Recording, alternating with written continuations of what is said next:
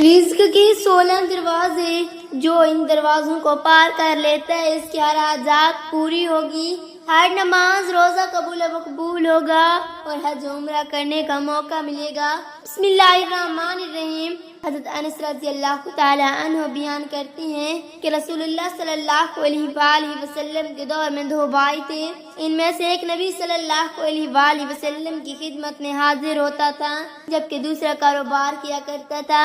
کاروبار کرنے والے اپنے بھائی نبی کریم صلی اللہ علیہ وآلہ وسلم سے شکایت کی تو آپ صلی اللہ علیہ وسلم نے فرمایا، شاید کہ تمہیں اسی وجہ سے رزق دیا جاتا ہے۔ اللہ تعالیٰ نے رزق کے 16 دروازے مقرر کیے ہیں اور اس کی چابیاں بھی بنائی ہیں۔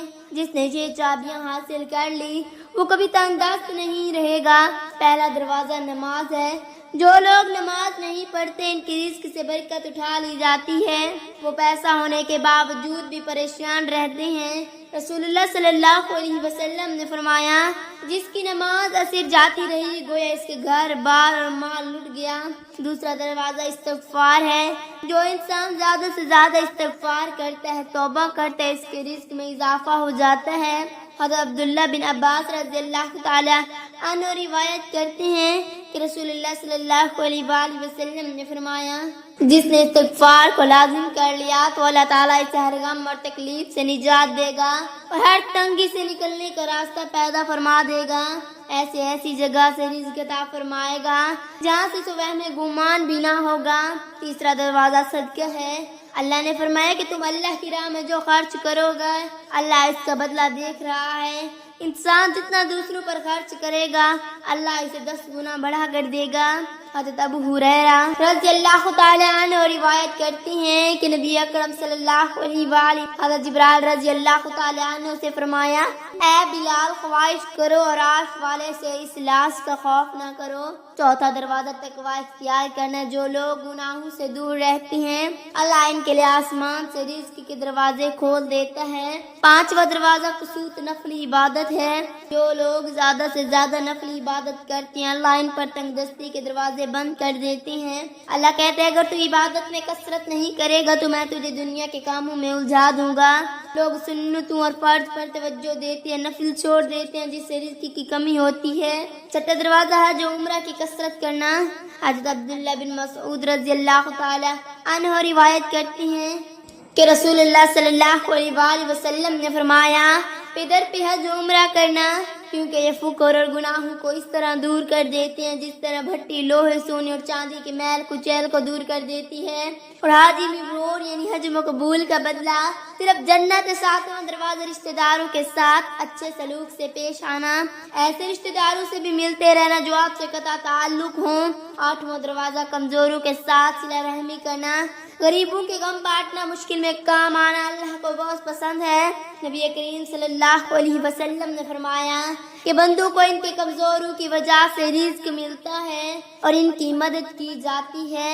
حضرت ابو درداء رضی اللہ تعالی عنہ سے روایت ہے کہ رسول اللہ صلی اللہ علیہ وآلہ وسلم نے فرمایا، تم لوگ میری رضا اپنے کمزوروں کے اندر تلاش کرو کیونکہ تمہیں کمزوروں کی وجہ سے رزق ملتا ہے اور تمہاری مدد کی جاتی ہے۔ نوواں دروازہ اللہ پر توکل ہے۔ جو شخص یہ یقین رکھے کہ اللہ دے گا تو اسے اللہ ضرور دے گا اور جو شک کرے گا وہ پریشان ہی رہے گا۔ حضرت عمر بن خطاب رضی اللہ تعالی عنہ نے فرمایا کہ رسول اللہ صلی اللہ علیہ وآلہ وسلم نے فرمایا، اگر تم حسن اور خوبی کے ساتھ اللہ پر توکل کرو تو تمہیں اس طرح رزق دیا جائے گا جس طرح پرندوں کو رزق دیا جاتا ہے۔ وہ صبح کے وقت خالی پیٹ جاتے ہیں اور شام کے وقت آسودہ ہو کر لوٹتے ہیں۔ 10واں دروازہ شکر ادا کرنا۔ اللہ تعالیٰ کا شکر ادا کرنا رزق میں برکت کا ایک بہت بڑا ذریعہ شکر ہے۔ جس صورت ابراہیم میں ارشاد باری تعالیٰ، اگر تم شکر کرو گے تو وہ تمہیں اور زیادہ عطا کرے گا اور تم اگر شکر نہیں کرو گے یعنی کفران نعمت کرو گے تو پھر میرا عذاب بہت سخت ہے۔ 11واں دروازہ ہے گھر میں مسکرا کر داخل ہونا۔ مسکرا کر داخل ہونا سنت بھی حدیث میں آتا ہے۔ نبی صلی اللہ علیہ وسلم نے فرمایا، اللہ فرماتے ہیں کہ رزق بڑھا دوں گا جو شخص گھر میں داخل ہو اور مسکرا کر سلام کرے۔